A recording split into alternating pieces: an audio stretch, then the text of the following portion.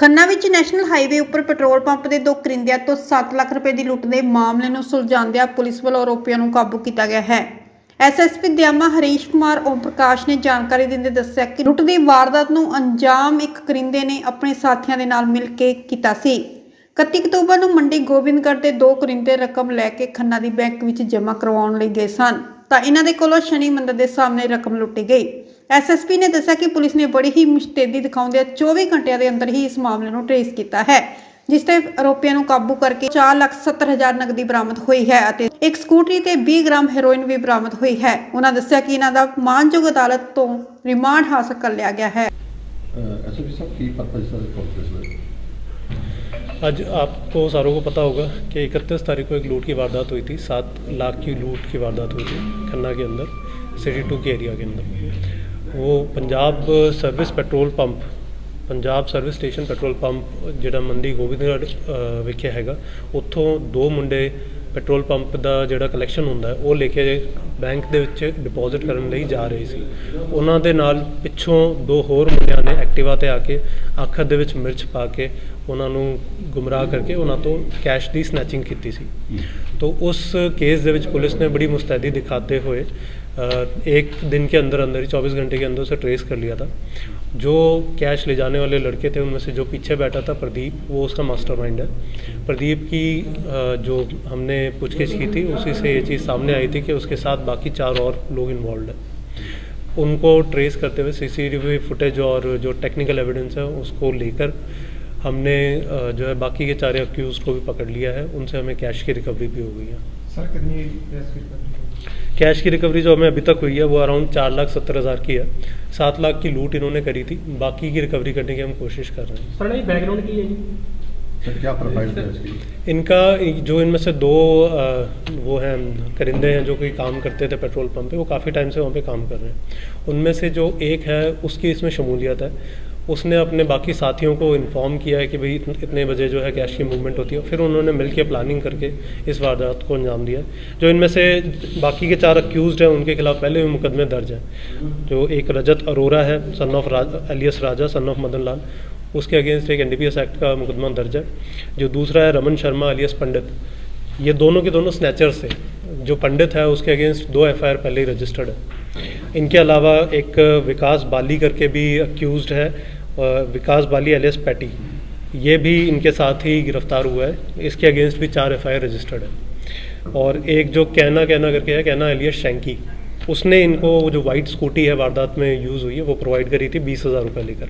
तो उसका भी हम क्रिमिनल बैकग्राउंड जो वो स्टडी कर रहे हैं। तो ये सारे के सारे ज़्यादातर जो है इनमें से क्रिमिनल बैकग्राउंड वाले ही बंदे हैं जिन्होंने मिलजुल के साजिश करी थी, और पुलिस ने बड़ी जल्दी एक्टिवली काम करते हुए टीमें बनाकर इसे ट्रेस कर लिया। तो ये सर कहाँ से ट्रेस किए गए हैं? ये इसकी पहली लीड तो हमें जो वो करिंदे हैं उन्हीं से मिली थी। फिर वहाँ से टेक्निकल एविडेंस गैदर करते हुए हमें और काफ़ी चेकिंग वगैरह करके CCTV फुटेज देख के फिर ये हमारे काबू आए थे। तो सर जो प्लानिंग थी ये पहले से निकली रखी थी? हाँ जी, प्लानिंग इन्होंने अराउंड 2-3 दिन पहले की थी। इसमें इन्होंने रैकी भी करी है। तो जो रैकी है उसके अंदर भी जो बंदे इन्वॉल्व हैं उनकी अभी हम तलाश आगे कर रहे हैं।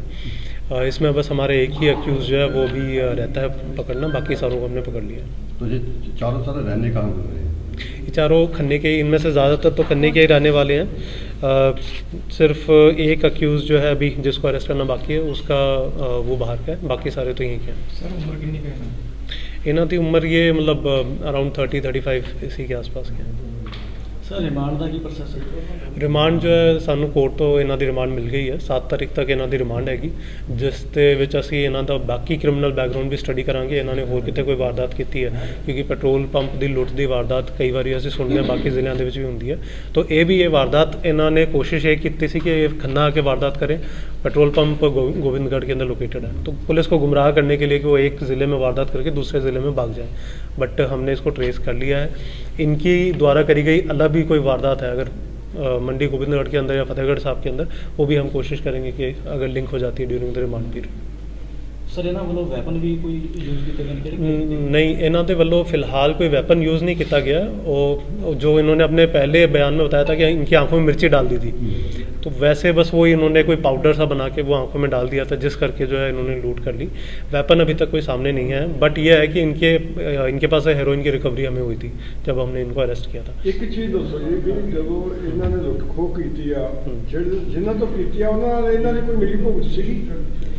पेट्रोल पंप के ओनर्स नहीं, जो करिंदा है, जो नहीं करिंदे के साथ तो है ही, करिंदे के साथ तो इसकी मिलीभगत है। एक्चुअली इसका जो इन्होंने अपना वो बताया था वो काफ़ी सस्पिशियस लग रहा था हमें, जिस तरह से वारदात हुई है, तो हमने उसी पे वर्क करके जब इसको और बारीकी से देखा तो इसके अंदर जो जिसके हाथ में बैग था, जिसको ये जिम्मेदारी दी गई थी कि कैश डिपॉजिट करना, उस बंदे की मिलीभगत सामने आई, जो प्रदीप सन ऑफ लखविंदर सिंह है, उसकी मिलीभगत सामने आई है। फिर उसके पास से ही हमें सारे एविडेंस मिले, जिससे पता चला कि बाकी के 4 बंदे भी इसके साथ इन्वॉल्व है।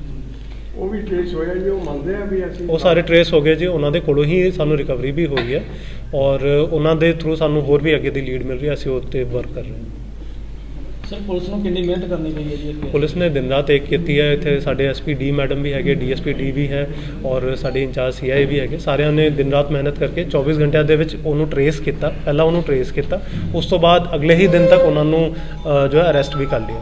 ਇਹ ਕਿਸੇ